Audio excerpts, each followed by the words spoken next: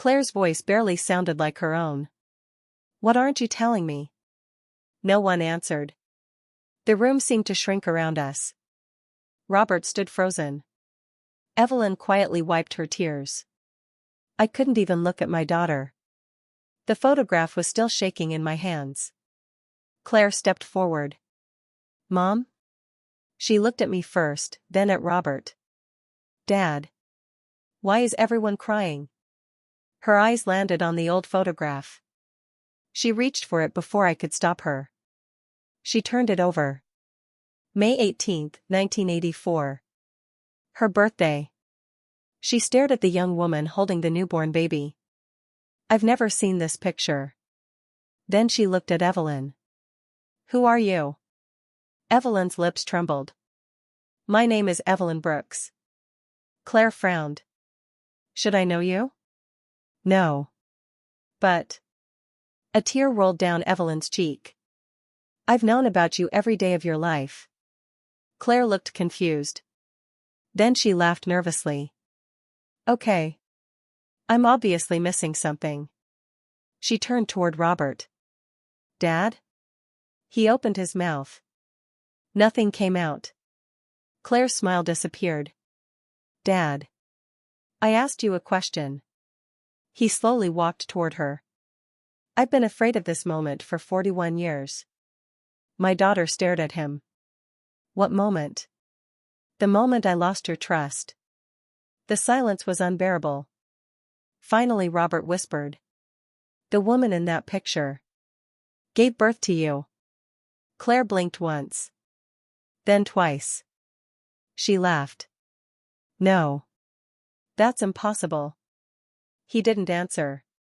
She looked at me. Mom? I wanted to speak. I wanted to tell her everything was a misunderstanding. But I couldn't. Because I no longer knew what the truth was. Claire's breathing became uneven. Dad. Say something. Robert nodded slowly. I am. No. I mean, tell me this isn't true. His eyes filled with tears. I can't. Claire took a step backward. Then another. She looked at Evelyn as if she were a stranger. Then at me. Then back at Robert. So. She whispered. I've been adopted? Robert shook his head. Legally, yes. But emotionally. I've always been our daughter. She stared at him in disbelief. You never told me. I know. You let me grow up believing a lie. I was trying to protect you. She laughed bitterly. Protect me? Or protect yourself? Those words struck Robert harder than any slap could have. Claire turned toward me. Mom. You knew? I slowly shook my head. No. I found out 5 minutes before you walked in. She stared at me. You really didn't know? I couldn't even speak. I simply shook my head again. She wrapped her arms around herself. I don't understand. How could something this big happen without you knowing? I looked at Robert. I've been asking myself the same question. Robert finally sat down. He looked older than I had ever seen him. I need to tell you everything. No one interrupted. In 1984, Eleanor and I were expecting our first child. Our daughter was stillborn. His voice cracked. I thought losing that baby would destroy your mother. He looked at me. The doctors were worried too. You were heavily sedated. You barely remembered those first few days. He swallowed hard. While I was filling out paperwork, I met Evelyn. Evelyn continued the story. I had no family. My fiancé had died 6 months earlier. I had heart problems. I couldn't work. I knew I couldn't give my daughter the life she deserved. She looked at Claire. I loved you so much. That letting you go felt like dying. Tears streamed down Claire's face. Then why? Why didn't you keep me? Because love isn't always enough. I wanted you to have parents who could give you everything. Robert continued. The hospital social worker told me Evelyn wanted to place the baby for adoption. I should have walked away. But I couldn't stop thinking about our empty nursery. He covered his face with his hands. I made the worst and best decision of my life at the same time. You mean? Claire whispered. You adopted me? He nodded. But I made one terrible mistake. I never told Eleanor how quickly it happened. The legal paperwork was completed through a private emergency placement. The doctors believed waiting would only deepen our grief. I convinced myself that if Eleanor believed everything happened through the normal process, she'd heal. I stared at him. You decided that for me? His shoulders slumped. Yes. And I've regretted it every day. The room filled with quiet sobbing. Finally Claire looked at Evelyn. You watched me grow up? Evelyn smiled through tears. From a distance. I never wanted to interfere. I only wanted to know you were happy. Claire frowned. What do you mean? Evelyn slowly reached into the leather folder. She removed dozens of photographs. Birthday parties. School plays. Graduations. Soccer games. Every picture had been taken from far away. Never close enough to be noticed. Claire stared in disbelief. You were there? I was. My 7th birthday? Yes. My high school graduation? Yes. My wedding? A tear rolled down Evelyn's face. I stood behind the last row. I left before anyone saw me. Claire couldn't hold back anymore. She cried harder than I'd ever seen. Then Lily appeared in the doorway. Nobody had noticed she'd arrived with Daniel. She looked around the room, frightened. Mom? Claire quickly wiped her face. Lily. Her daughter slowly stepped inside. I heard shouting.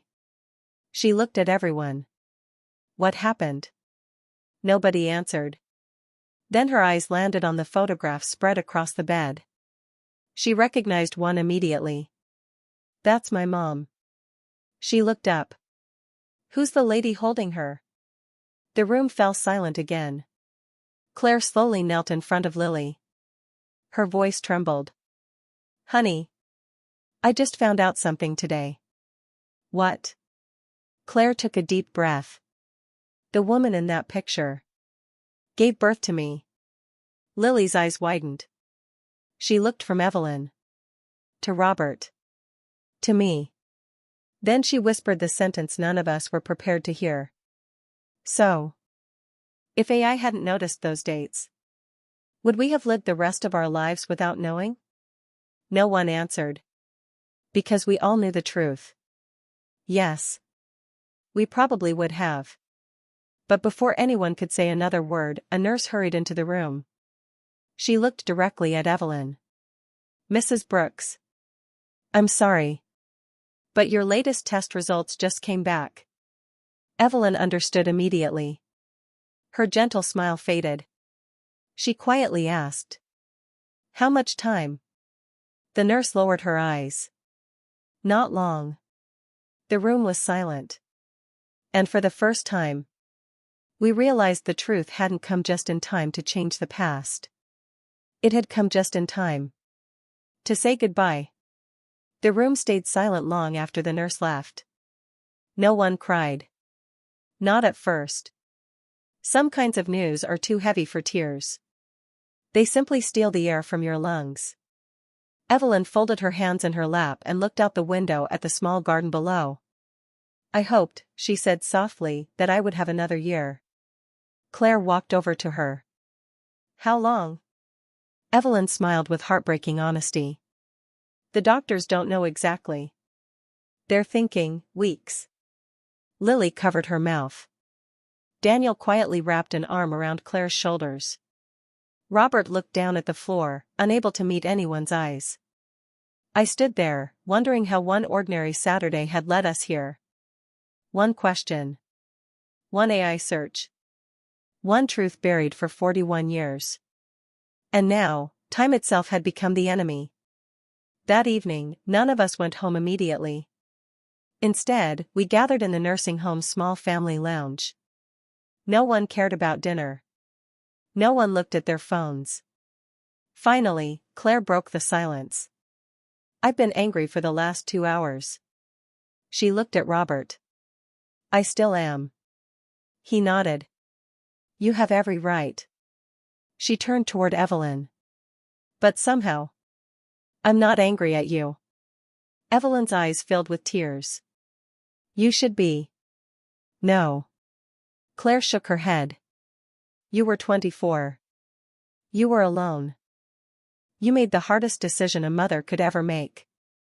I can't imagine that kind of pain." Evelyn began crying quietly. "I never stopped loving you." "I know." Claire reached over and held her hand.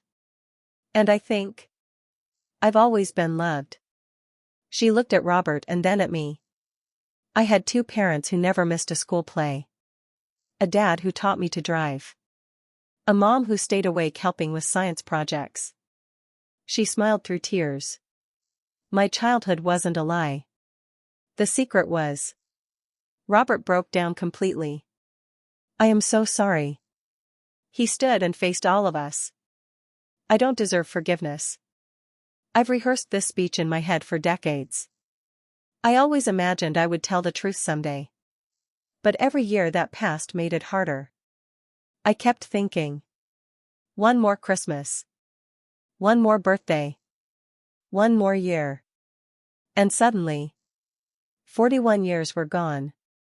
He looked directly at me. "Eleanor. I didn't lie because I loved someone else. I lied because I couldn't bear losing you after we lost our baby. I thought I was protecting your heart. Instead, I broke your trust."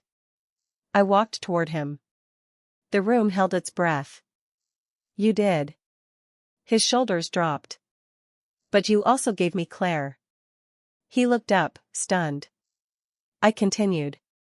"I can't forgive the lie today. That will take time. But I won't pretend the life we built wasn't real. Our marriage wasn't built on one secret. It was built on 42 years of love. That matters." He cried harder than I had ever seen. Over the next 3 weeks, our family changed. Not because we became different people. Because we finally stopped pretending. Claire visited Evelyn almost every day. Sometimes they talked for hours. Sometimes they simply sat together holding hands. They laughed over old photographs. They compared habits. Both loved lemon pie. Both hated horror movies. Both tucked loose strands of hair behind their ears when they were nervous. Lily loved listening to their conversations. One afternoon she smiled. "You both wrinkle your nose before you laugh." Claire and Evelyn looked at each other. Then they both laughed. And wrinkled their noses exactly the same way. The whole room burst into laughter. It was the first completely joyful sound we'd shared since discovering the truth. A few days later, Evelyn handed Claire a small wooden box. "I've been saving this." Inside were dozens of handwritten letters. Claire looked confused. "You wrote all these?" Evelyn nodded. "One every birthday. Every Christmas. Every graduation. Every milestone I imagined. You weren't supposed to read them. I only wrote them because it made me feel close to you." Claire carefully opened the first one. The paper had yellowed with age. At the top were the words. "To my little girl on your first birthday." Claire couldn't finish reading. She wrapped her arms around Evelyn and sobbed. "I spent my whole life wondering if anyone had ever wanted me." Evelyn gently touched her face. "I wanted you every single day." One afternoon, Lily asked if she could record everyone's stories. "For the family archive," she explained. "No secrets. No missing pages. Just the truth." Robert nodded. "I think that's exactly what we need." We spent hours recording memories. Funny stories. Painful stories. Stories Claire had never heard. Stories Evelyn had never known. By sunset, it felt as though 41 missing years had somehow begun to fit together.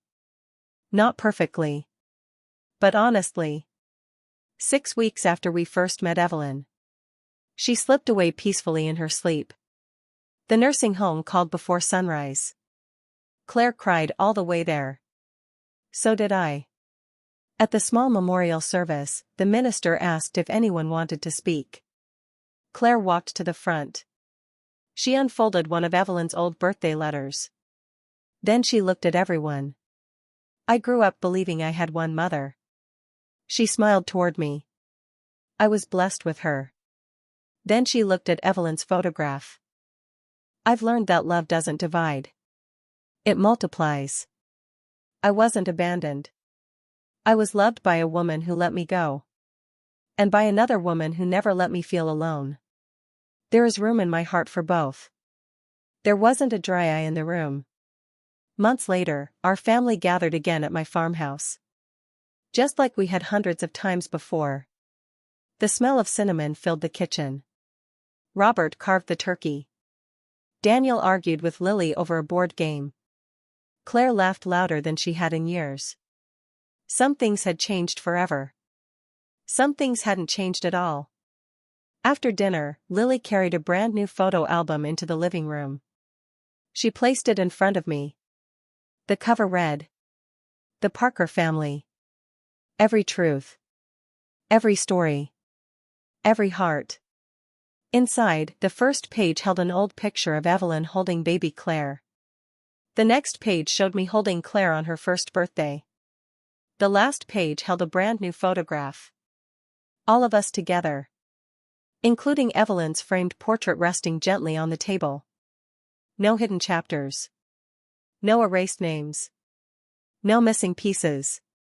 Just family. Exactly as we finally understood it. Later that evening, Lily sat beside me on the porch. "Grandma?" "Yes?" "Do you regret me asking AI that question?" I looked across the yard where Robert and Claire were laughing together. Then at the stars beginning to appear. "I regret the pain." I smiled softly. "But never the truth." She nodded thoughtfully. "I guess technology didn't really expose our secret." "What do you mean?" It only pointed toward it. She slipped her hand into mine. "The people we love were brave enough to tell the rest." I kissed the top of her head. "That's the part I'll always remember." And as I looked at the people I loved most, I realized something that had taken me nearly 70 years to understand. Families aren't held together by perfect histories. They're held together by the courage to face imperfect truths, and still choose one another.